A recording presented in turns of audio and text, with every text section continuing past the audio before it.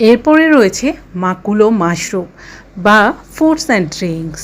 প্রতিনিয়ত আমাদের সব সময় চেষ্টা থাকে আমরা নিজেরা এবং বাচ্চাদের জন্য সবচেয়ে পুষ্টিকর এবং সেরা খাবারটি ব্যবস্থা করার, অথচ সৃষ্টিকর্তার কাছ থেকেই আমাদের দেশ অনুযায়ী, দেশের পরিবেশ অনুযায়ী, দেশের মানুষের চাহিদা অনুযায়ী সে অনুযায়ী খাদ্যদ্রব্য ও ফলমূলের ব্যবস্থা করা হয়েছে। সুতরাং বেশি পুষ্টিকর ও সেরা খাবার বা পানীয় গ্রহণের থেকেও গুরুত্বপূর্ণ মৌসুমি এবং প্রাকৃতিক খাবার ও পানীয় গ্রহণ করার চেষ্টা করা।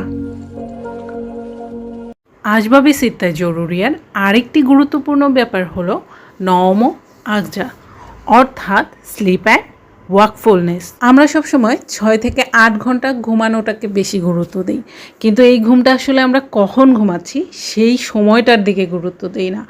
অথচ ইউনানি সায়েন্সে আপনার সুস্থতার ব্যালেন্স রাখতে হলে আপনাকে এই ঘুমটা রাতেই দিতে হবে। আর প্রকৃতিও তাই বলে, দিনের বেলা কাজের জন্য, রাতের বেলা বিশ্রামের জন্য। সুতরাং আপনি কখন ঘুমাচ্ছেন এবং কখন ঘুম থেকে উঠছেন, কতক্ষণ ঘুমাচ্ছেন, এই জিনিসটা অবশ্যই আপনার প্রকৃতির সাথে সম্পর্কিত। হারকত সুকুন বা ফিজিক্যাল অ্যাক্টিভিটিস অ্যান্ড রিপোজ। সুস্থ থাকার জন্য আমাদের যেরকম ফিজিক্যাল অ্যাক্টিভিটি খুবই গুরুত্বপূর্ণ, তেমনি ফিজিক্যাল অ্যাক্টিভিটি করার পাশাপাশি আমাদের খেয়াল রাখতে হবে তা যেন অতিরিক্ত না হয়ে যায়। এটি গেল বদনী হারকত সুকুন বা ফিজিক্যাল মুভমেন্ট অ্যান্ড রিপোজের ব্যাপার। আর এরপরে যেটি বলবো সেটি হচ্ছে নফসানি হারকত সুকুন বা মেন্টাল মুভমেন্ট অ্যান্ড রিপোজ। এক্ষেত্রে অবশ্যই আমাদের মনে রাখতে হবে যে আমাদের মানসিক শান্তিও অনেক বেশি গুরুত্বপূর্ণ আমাদের সুস্থতার জন্য। অর্থাৎ এই যে আমরা অনেক বেশি কষ্ট পাই, আনন্দ পাই, আবার অনেক কিছু নিয়ে চিন্তা করি, ভয় পাই, রাগ করি, এই সব কিছু আমাদের সুস্থতার ব্যালেন্স করতে অনেক বেশি ভূমিকা রাখে।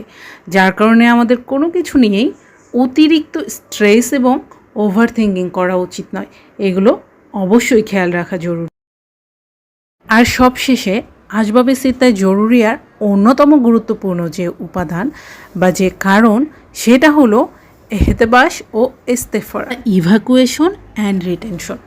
আমাদের প্রতিদিনের বাওয়েল মুভমেন্ট খেয়াল রাখা খুবই জরুরি, কেননা আমরা প্রতিদিন যা খাচ্ছি এবং যা পান করছি সেটা থেকে পুষ্টিকর উপাদানগুলো আমাদের শরীরে ধরে রেখে বাকি ওয়েস্টেজ জিনিসগুলো শরীর থেকে বের হচ্ছে কিনা প্রস্রাব এবং পায়খানার মাধ্যমে, এই দুটি জিনিস যদি ব্যালেন্স না হয় তাহলে আমাদের সুস্থ থাকা খুবই কঠিন হয়ে যায়। এই